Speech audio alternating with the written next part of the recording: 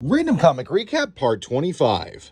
This is Batman issue 54 from Volume 3, and honestly after reading it, it really struck a chord with me, so I'm going to make this a bit of a longer video. Our story begins at Halley's Circus with the tragedy of the flying Graysons. The camera slowly zooms in on the young Dick Grayson's face on the poster, while the screams of the audience members echo through the page. As this was the moment, the young Dick Grayson lost both of his parents in a tragic accident. All of this with the juxtaposition of a young Dick Grayson smiling. While this is all going on, we flash forward to see Dick Grayson grown up now as Nightwing. Together again, Batman and Nightwing are encountering one of Gotham's most fearsome villains, that being Crazy Quilt?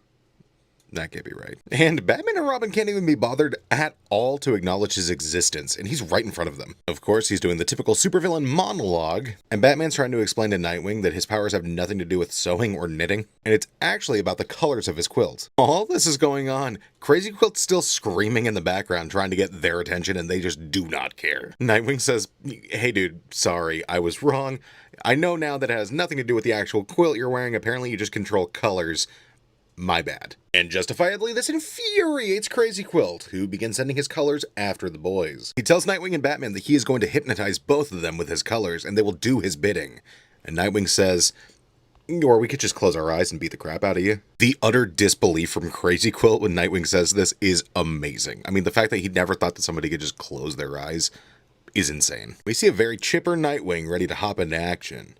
But things weren't always this happy, as we go back in time to see the recently orphaned Dick Grayson. He's laying in bed at Wayne Manor, having nightmares about just losing his parents. Thankfully, Bruce comes in to check on him, but Dick wakes up screaming, and Bruce tells him, "It's okay, boy. It's a dream. You're safe." Dick wakes up in a cold sweat, and Bruce says, "Dick, listen, you're not there. You're here. You hear me? You're with me now. I've got you." And he hugs the young boy as he starts crying in his arms. And honestly, this is an incredibly heartwarming page. It gives us a side of Bruce that we never really see. Normally he's stone cold towards, basically everything. So seeing a compassionate Bruce Wayne is refreshing, to say the least. Especially because now you can see he's stepping into the role of a father figure, which he eventually will literally become for the boy. Cutting back to current time, we can see that Nightwing is returning the favor, and judging by Bruce's stiff posture, I don't think this is going to play out well. Dick asks him, "How are you feeling? Little better? Little less dumped at the altar?" Yeah, a couple issues ago, Batman and Catwoman were about to get married, and she said, "I catch flights, not feelings," and dipped out of town. Bruce's response is basically, "Your services are no longer required. How long are you staying in Gotham?" And Dick basically says, "Nah, you know me, I'm just here to help. I'm here as long as you need me." And Bruce, the ever-patient father that he is, says, "I do not need you." That's when Alfred comes in and says what both of you need is some lunch. And that he made Dick Grayson's favorite, which is apparently cucumber sandwiches. Alright, that's a choice. Bruce tells them, "I'll have mine in the Batcave. I'll be working on the Mr. Freeze case." Dick is basically mocking Bruce at this point, saying he'll take his in the Batcave. But as for him, and suddenly we're back in time. And Dick says he's not hungry. And quick sidebar, something I noticed, it might just be something insignificant, but if you look at the clothing that Dick Grayson's wearing here, it's blue, which is the same color that you associate with Nightwing, as opposed to his younger counterpart, which is red, which you would normally associate with Robin. This could be indicating the passage of time, saying that he once was Robin and now is Nightwing, as a subtle little nod to the character's persona. Or alternatively, as you can see by the, let's just say, strong personality he's exhibiting here, you could associate the colors as blue being calm, and red being his not-so-quiet rage. Bruce tells the young boy, "You have to eat. You'll feel better." And the young Dick Grayson says, "Cucumber sandwiches are gross." "You're gross." A frustrated Bruce says, "Dick." But I don't know if he's referring to his name or just calling him one. I mean, realistically, either one would work at this point. The young ward runs off in an angry panic. And, in anger, he begins crying, wiping away his tears. And the modern-day Dick Grayson is doing the same thing, but for a completely different reason. Modern-day Nightwing is cracking up because they're having to fight Condiment King. Yes, Condiment King is a real DC supervillain. I know. I mean, realistically, that's not even the worst one. You have King Tut, Egghead, Crazy Quilt, Clock King, the list goes on. Nightwing is just cracking up and saying, "Bruce, how are you still depressed when you're fighting these jokes?" And of course, Batman has to bring the mood down, saying, "This is no joke. Condiment King robbed 7 grocery stores this week and killed 3 employees. And I'm not depressed. I'm fine. Nightwing tries to say, how long has it been? Let's talk about it. But he gets blasted and decides it's time to get serious. Back in the past, Dick Grayson was swinging from a chandelier when there was an accident, and he could have gotten seriously hurt. Bruce is legitimately concerned about what happened. He could have died. Dick said, I'm a flying Grayson. I was flying. Bruce tries counseling the young boy, saying there's a time and a place, but he doesn't want anything to do with that. He just tells him he's stupid. Like, kid, you don't know who you're dealing with. This is Batman. Tries to tell him, look, son, I know you miss your parents. I know. And Dick, being the petulant young child he is, says, you don't know anything. You're just a rich guy who wants a new toy. Bruce tells him, Dick, listen, I lost my parents too.